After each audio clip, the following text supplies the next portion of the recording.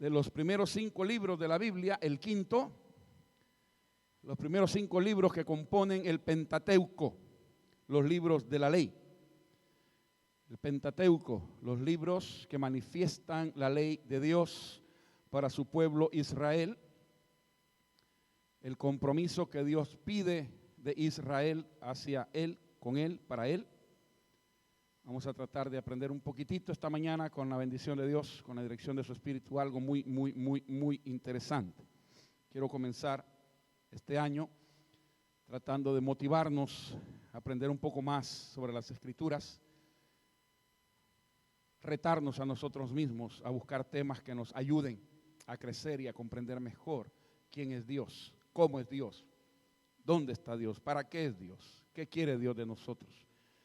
Quiero comenzar este año recordándonos, Dios es uno. No olvides, Dios es uno. Y para eso vamos a dar el Shema de Israel, el lema de Israel, como ellos dicen, el Shema de Israel, que está en el libro de Deuteronomio, capítulo 6, verso 4. Deuteronomio 6, 4. Antes del libro de Josué, Deuteronomio, antes del capítulo 7, el 6. Fácil, ¿no? Qué barbaridad. Aquí le facilitamos tanto a ustedes las cosas. ¿Qué va? Deuteronomio 6, 4. No olvides, Dios es uno. Dice la palabra del Señor. Oye, Israel, Jehová nuestro Dios, Jehová uno es. Decígamoslo todos juntos, por favor. Oye, Israel, Jehová nuestro Dios, Jehová uno es. Padre, bendícenos al escudriñar tu palabra. No permitas que yo hable. Perdóname, límpiame y habla tú a través de este humilde siervo. Que lo que queremos compartir venga del trono de tu gracia para instruir a tu pueblo, para retar a tu pueblo, Señor. Comenzamos un año y queremos retarnos a nosotros mismos, a escudriñar tu voluntad, tu palabra, a buscar tu presencia, a reconocer que no hay Dios fuera de ti, a reconocer que tú mereces la gloria, la alabanza, que tú mereces nuestro corazón, que tú mereces nuestra vida, que tú mereces todo lo que somos, tenemos y podamos llegar a tener, porque de ti viene todo don perfecto, toda buena dádiva. Dice tu palabra que de ti viene todo para la vida de aquel que ha creído y que ha confesado que Jesucristo es el Señor. Bendícenos pues al escudriñar todos los aspectos que tu palabra en esta hora nos quiere enseñar y que nuestros corazones puedan ser llenos de tu presencia y que nuestro intelecto pueda discernir lo que tú nos quieras enseñar en esta hora. Te lo pedimos por Cristo nuestro Salvador. Amén y amén. Pueden sentarse, mis amados. Muchas gracias.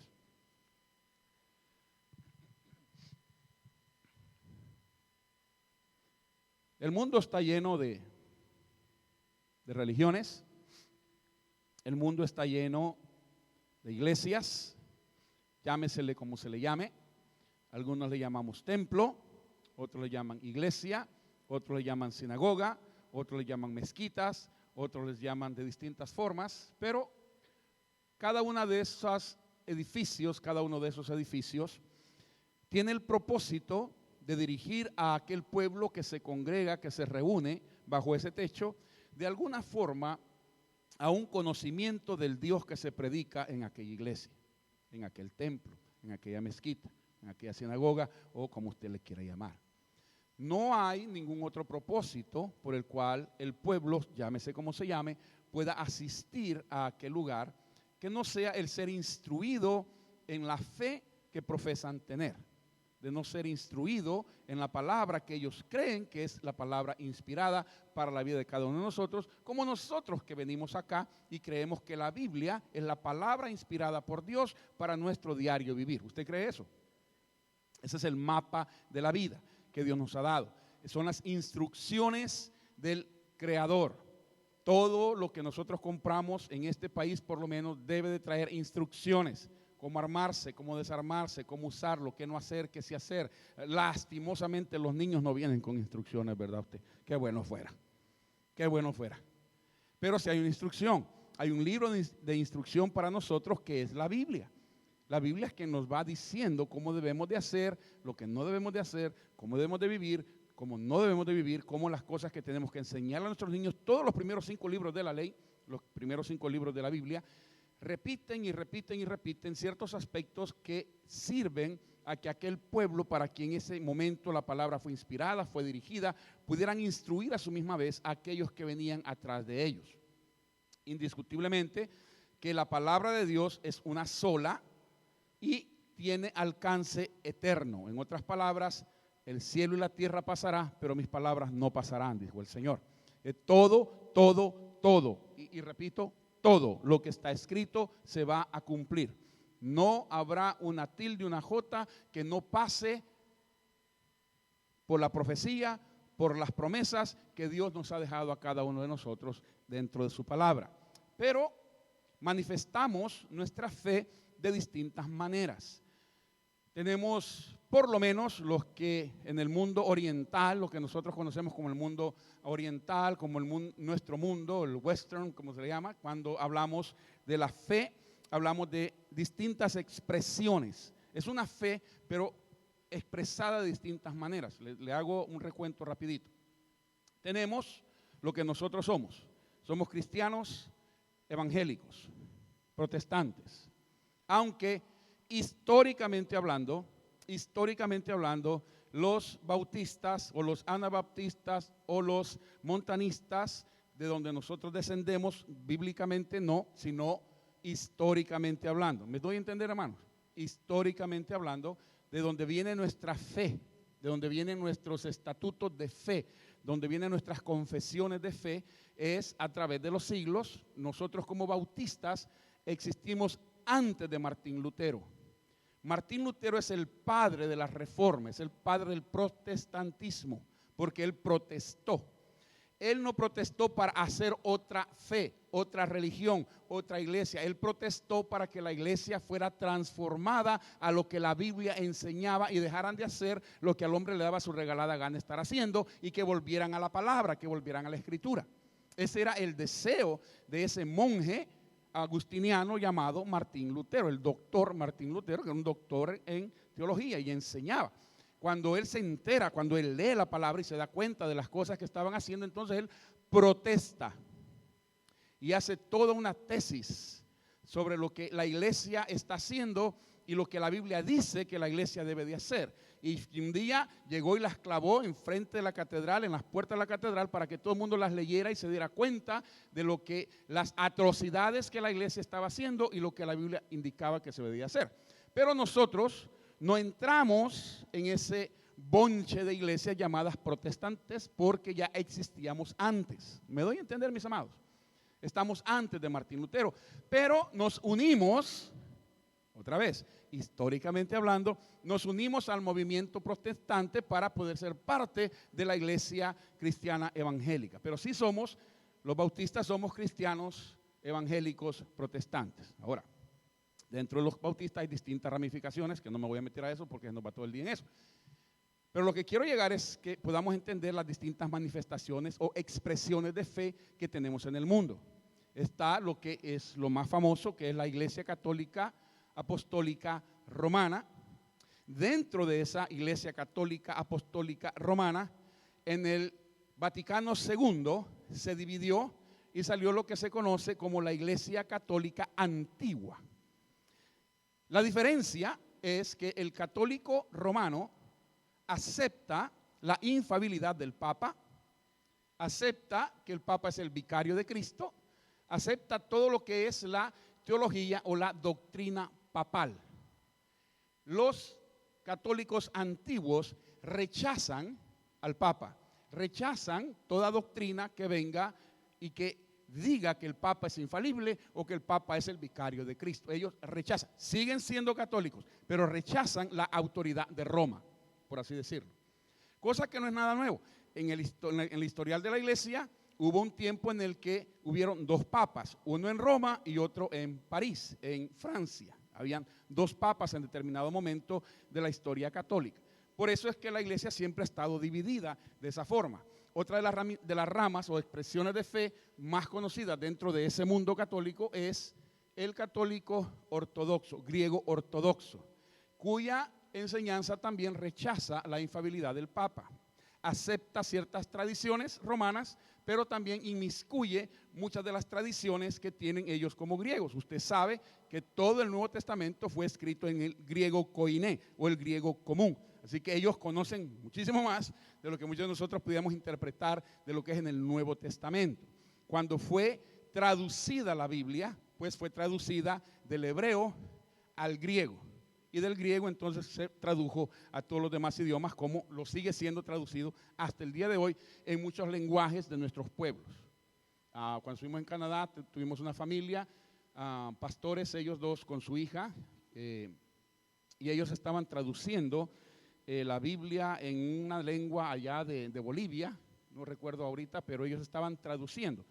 Ellos eran maestros del seminario allá en la Trinity University and Baptist Seminary, aquí en Vancouver, Canadá, y ellos estaban traduciendo su Biblia o por lo menos el Nuevo Testamento. Yo tengo un Nuevo Testamento en el lenguaje de los huicholes, de las sierras de Nayarit. Entonces, no he vuelto para allá porque me comprometí que cuando volviera yo les iba a predicar en su lengua. ¿Cuál zapato? Apenas hablo español, usted va a andar aprendiendo de otra lengua. Pero bueno, ahí lo tengo mi Nuevo Testamento en griego, tengo mi Biblia completa en hebreo, etcétera, etcétera. Pero eso me ayuda a entender un poco mejor las expresiones de fe.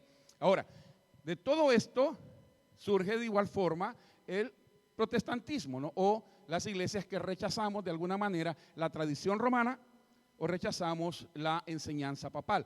No menospreciamos a ningún hombre. ¿Me oyó? No menospreciamos a ningún hombre, pero no aceptamos su vicario ni aceptamos su infalibilidad. Para nosotros lo único infalible es la Biblia, que es la palabra de Dios. Eso es lo infalible en nuestra manera de interpretar nuestra fe. Pero en medio de todo esto, hermanos, entre tantas tradiciones y entre tantas expresiones de fe, hay algo que nos une. De una u otra forma, hay algo que nos une con, escúchame lo que quiero decir, con las iglesias tradicionales teológicamente hablando, con las iglesias o las fes tradicionales. Digo esto con temor y temblor y espero que así me lo reciban. No con ciertas sectas que rechazan ciertas enseñanzas que a través de los años, que a través de los siglos, nosotros tenemos como cierta forma de enseñanza teológica. Hablo, por ejemplo, de los santos de los últimos días. Hablo, por ejemplo, de las testigos de Jehová. Hablo de las iglesias, ya dije mormones. Hablo de las iglesias adventistas. Cuando sí hay ciertas cosas que compartimos, pero la base más importante no es compartida. Por ejemplo, tanto la iglesia católica como la iglesia protestante entiende y acepta que Cristo murió en la cruz del Calvario para pagar por los pecados de la raza humana.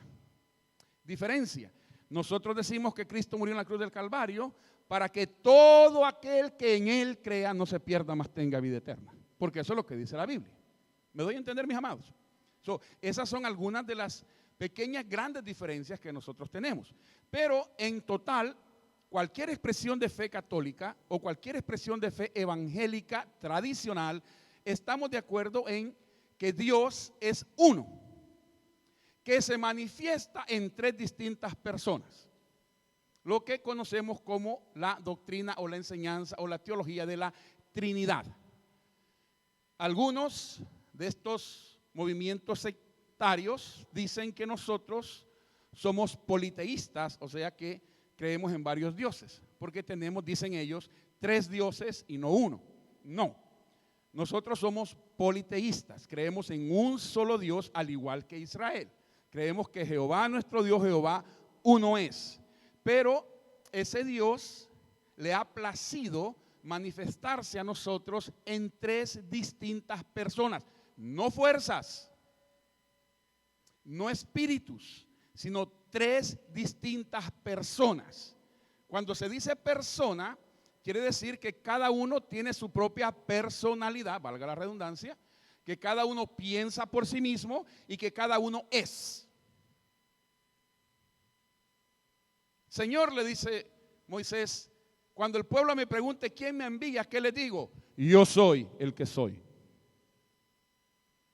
¿Quién te envió? Yo soy. Dinos, le dicen los fariseos a Jesucristo, no nos tengas en ascuas, dinos quién eres. Y él les dice, yo soy. Y lo quieren apedrear porque él le dice, yo soy. Porque yo soy solo es Jehová. Pero Cristo se toma el atributo y dice, yo soy. Para manifestarle al mundo entero que Él es Jehová de los ejércitos. Hecho carne, hecho hombre. Entonces, los judíos nos aceptan a nosotros hasta cierto punto. Los judíos saben que nosotros creemos en su Dios. El Dios del pueblo judaico es nuestro Dios. No vamos a negar eso.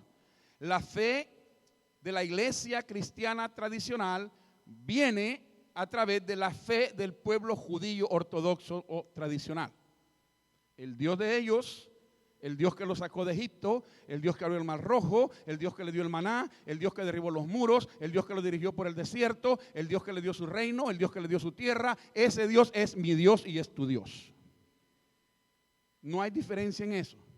Ahora, el judío nos rechaza cuando nosotros confesamos con nuestra boca que Jesús es el Señor. Y ellos dicen, no, Jesús fue un profeta. Porque si ellos se lo van a decir, si usted se confronta con uno se lo va a decir. Si estudias la vida de Elías, si estudias la vida de cualquiera de estos profetas, te vas a dar cuenta que Cristo hizo los mismos milagros que hizo los profetas. No, pero Cristo resucitó muerto, también Elías. Oh, Cristo caminó por el agua, pero Elías hizo descender fuego del cielo. Y Elías oró y no llovió. Así que si vamos a hablar de poder sobre la naturaleza, también los profetas lo tuvieron, al igual que Cristo lo tuvo. Le dijo al mar, cálmate, y al viento le dijo, cesa, y el mar se calmó y el viento paró. Y aún los mismos apóstoles dicen, ¿y quién es este que aún el viento y el mar le obedecen? Pero lo tomaban como un profeta. La diferencia es esta, mis amados. Todos los profetas se murieron. Jesucristo murió, resucitó y está vivo hasta el día de hoy. Esa es la diferencia entre el profeta del Antiguo Testamento y nuestro Cristo maravilloso. Se lo va a dar, déselo de corazón, no se quede con las ganas. Hay que dárselo de todo corazón. Cuando hablamos de que no olvides que Dios es uno, quiero volver a esa base que nos hace a nosotros una iglesia trinitaria, una iglesia que cree, que mantiene, que confiesa y que predica que Dios se ha manifestado a través de los tiempos en tres distintas personas. Cuando usted lee el Antiguo Testamento y de repente usted encuentra que Abraham está a la sombra de su tienda de campaña una tarde calurosa y de repente él voltea a ver para un lado de la montaña donde está y allá al fondo se ve Sodoma y Gomorra y al frente de él hay un llano amplio y él está ahí sentado pasando como cualquiera de nosotros una tarde calurosa. Allí no tenía hamaca porque no existían las hamacas en aquel entonces, ni Lazy Boys tampoco, ¿verdad? Sino que estaba ahí en su tiendita y de repente ve tres figuras de hombres que vienen y automáticamente, póngale coco a eso, automáticamente Abraham sabe que no son tres seres humanos. Automáticamente él sabe que es Dios.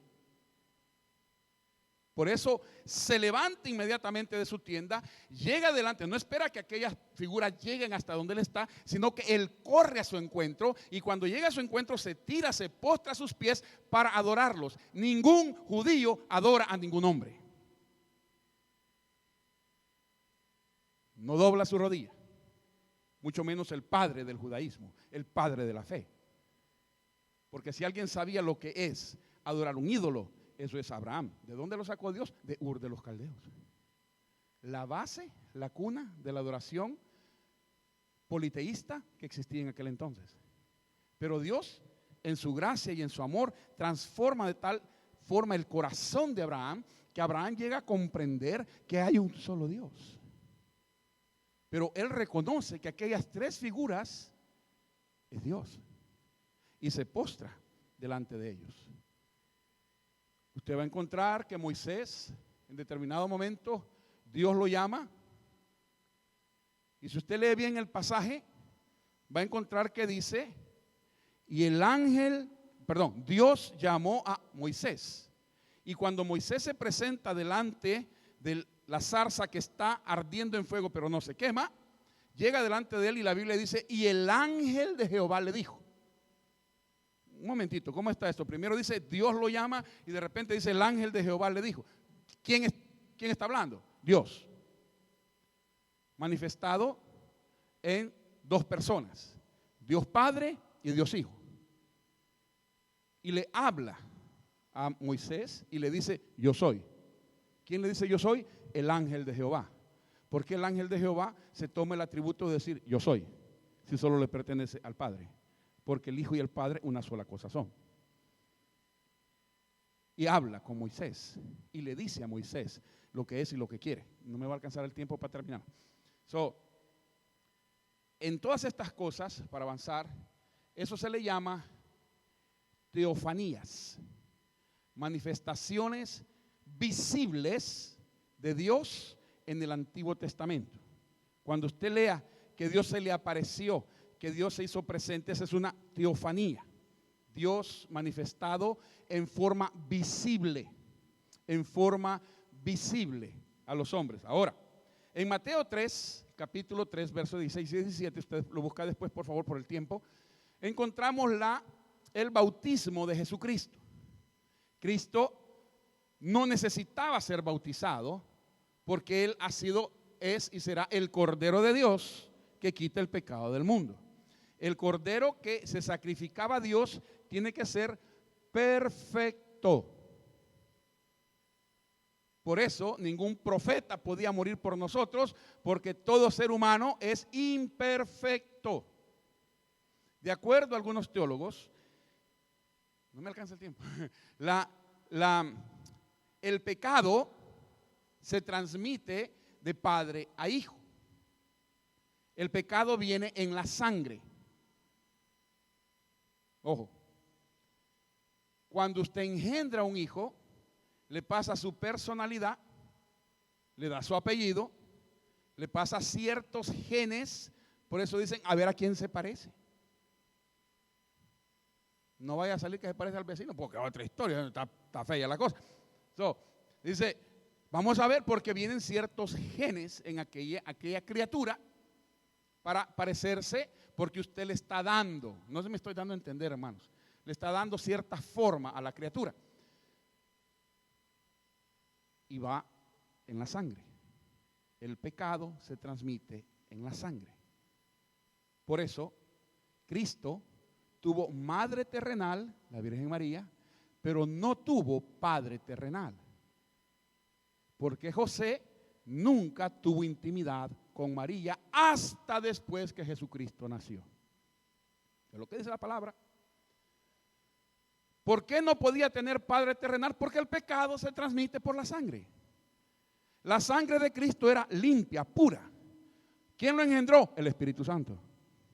Fue lo que le dijo a María el ángel.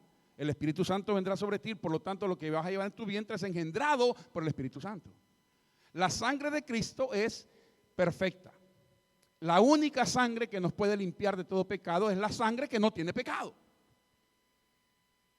Por eso la importancia de ver que cuando Él derrama su sangre, no es cualquier sangre. Es sangre divina, es sangre pura, es sangre sin mancha, es sangre como jamás la ha habido ni la habrá después de Él. Por eso, hermano, yo siempre le digo, el único detergente capaz de limpiarnos de toda mancha de pecado es la sangre de Jesucristo. No hay nada más, hermano, no hay nada más. Jesús es bautizado porque debe de haber una relación con el pueblo judío. No porque necesita ser perdonado, porque no tiene ningún pecado que perdonarse. Pero se bautiza porque en el bautismo hay identidad. Cuando usted viene acá con nosotros y lo metemos al agua, que ya dentro de poco lo vamos a estar haciendo, y lo bautizamos en nuestra pila bautismal, cuando usted sale del agua, automáticamente este cuerpo de creyentes, la Iglesia Bautista Hispana de Cristo, como iglesia local, como una familia en la fe local, lo aceptamos a usted como miembro de nuestra iglesia porque ha sido bautizado en el nombre del Padre, del Hijo y del Espíritu Santo, como la Biblia manda, y usted viene a ser parte de nuestra familia. Si usted se bautiza en cualquier otra iglesia, de igual forma es identificado con la familia local y con la familia universal. Entonces le aceptamos de igual forma como miembro de nuestra iglesia. ¿Okay? La diferencia entre un visitante y un miembro es que el visitante no tiene ninguna responsabilidad. El miembro tiene responsabilidades dentro del cuerpo de Cristo. Esa es la gran diferencia. Cuando Cristo se bautiza, dice la palabra, que después que fue bautizado subió del agua, porque el bautizo es por inmersión, no es por aspersión, es por inmersión en el agua. Cristo se levanta, y cuando Cristo se levanta, entonces todos los que están a la par de él, incluyendo algunos de los apóstoles, vieron y oyeron. ¿Qué están viendo en ese momento? A Jesús que se levanta del agua, al Espíritu Santo de Dios en forma de paloma, como una paloma, y la voz del cielo que dice: este es mi Hijo amado en quien tengo toda complacencia. ¿Qué significa eso? La Trinidad en juego en ese mismo momento.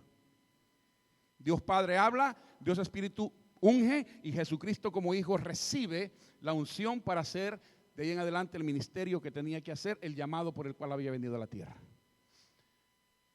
Me quedé sin aire y sin tiempo. Cuando usted predica con gripe es otra historia. Si Dios es uno, debemos de entender y recibir esa manifestación de Dios. Primera de Juan, apúntelo porque luego le puede servir a usted. Primera de Juan, el capítulo 5, el verso 7 y 8, dice de esta forma: porque tres son los que dan testimonio en el cielo: el Padre, el Verbo y el Espíritu Santo. Y estos tres son uno. Y tres son los que dan testimonio en la tierra: el Espíritu, el agua y la sangre. Estos tres concuerdan. Algunas personas, y muchas de estas personas sectarianas, dicen que esto no está incluido en el texto original, que esto no existe en el texto original cuando fue traducida la escritura al griego. Yo pregunto, si no está en el texto original, entonces nada de lo que tenemos en la Biblia importa, porque todo es traducción. Absolutamente todo es traducción. La tenga usted en el lenguaje que la tenga, aunque la tenga como yo tengo mi Nuevo Testamento en griego, no es el griego que se hablaba en aquel entonces. Es un griego más moderno. El hebreo que yo tengo, mi Biblia en hebreo, no es el hebreo que se hablaba en aquel entonces. Es un hebreo más moderno. Sigue siendo, pero ¿cuántos de ustedes leyeron en su tiempo Don Quijote de la Mancha? ¿Por qué lo digo? Porque es un clásico de la lengua española o de la lengua castellana. Mi padre, que ya está con el Señor, tenía un libro que se lo entregó a alguien. Mi padre tuvo un tiempo en que trabajó en lo que en aquel entonces se llamaba el Circuito Nacional de Teatros de El Salvador. Él comió con Tintán, con Pedro Infante, con Marga López, con ese montón de gente, porque era parte de ese gremio, ¿no? Donde andaban. Como la hermana Pati ahora puede comer con ¿cómo se llama? Con Rey. Sí. Puede comer con distintos artistas porque es el medio en el que ella se mueve. O Steve, que también trabaja con los estudios de Hollywood y conoce a varios artistas y se mueve en medio de ellos. Así también mi padre en cierto momento. Entonces a él le regalaron un libro del siglo XVIII.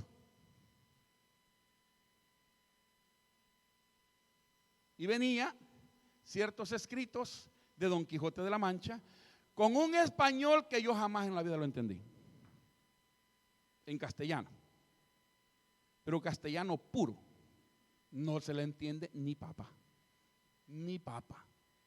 Y si hubiera tenido chayote tampoco se le entiende, nada, nada.